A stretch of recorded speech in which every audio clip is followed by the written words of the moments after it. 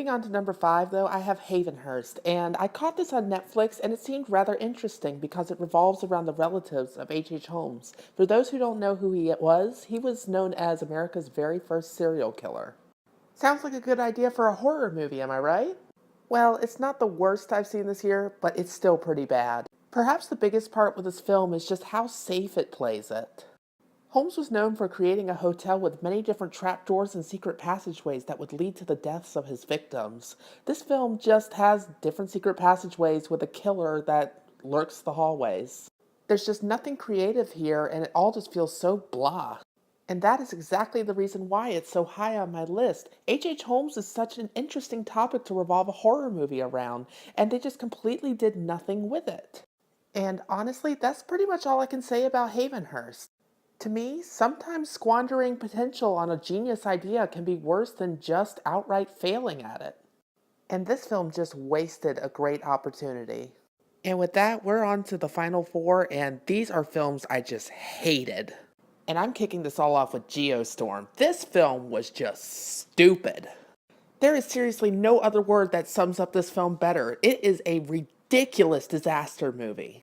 Gerard Butler is constantly paraded around as the one person that can save us all because he's so smart and great. I swear, I got so tired of hearing characters mention how great Gerard Butler is in this film. It's like the filmmakers thought this was the only possible way they could develop his character, and it was just annoying. I couldn't even enjoy this film ironically. The script is so cliched, you can see exactly where it's going a mile away. Plus, the direction is just so generic. It's like a director for hire made this, and it just comes off as incredibly boring. This film was itself a huge disaster, and hopefully this will be a final nail in the coffin for the genre. Now for number 3, I have Rings, and to be honest, I had a little bit of hope for this one since I'm a huge fan of the original remake by Gore Verbinski. But not only is this worse than The Ring, it's worse than The Ring 2.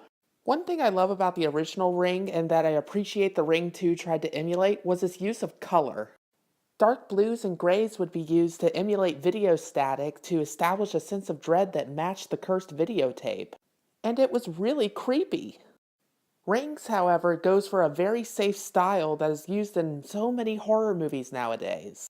It looks like every single teen horror movie you find nowadays getting dark whenever something spooky's about to happen. It's not unique. And this is all before I get into the script.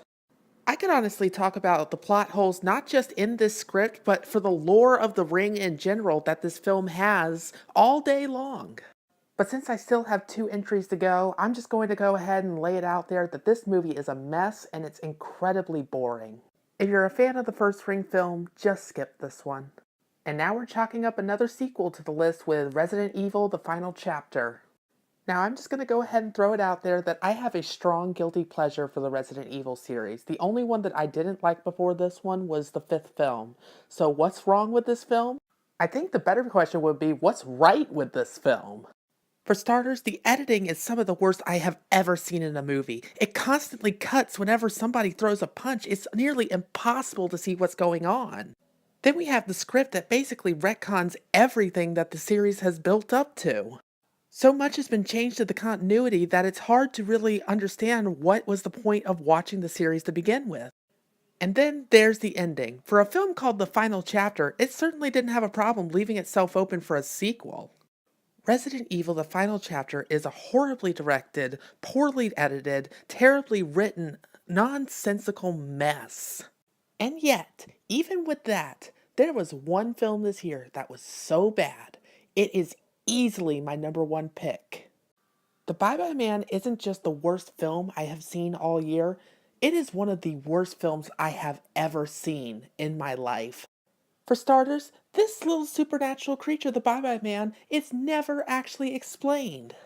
Did you know that he's based on a real urban legend? I sure didn't, but the film doesn't even bother to explain, so you don't know what his motives are, how the urban legend works. It's just so out there.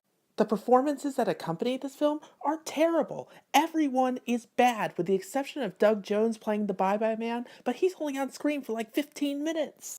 The script is terrible. Like I mentioned before, nothing is explained. Stuff is introduced into this film, never comes back to it. The writing is abysmal. And finally, the overall direction of this film is just bad. So many easy mistakes that are made in film school can be found here in this mainstream Hollywood film. This includes overexposure, continuity errors, and bland color correction. It all looks terrible. The Bye Bye Man isn't just a horrible horror movie, it is a horrible film in general.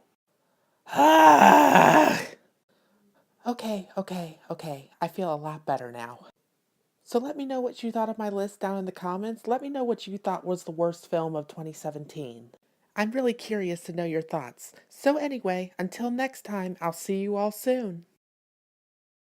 Hey everyone, if you're curious to know what my favorite films of 2017 were, click the video right here on my right. I'm always so happy to hear comments from different people, so let me know what your least favorite film of 2017 was down in the comments below. Don't forget to subscribe, and I'll see you all next time. Bye!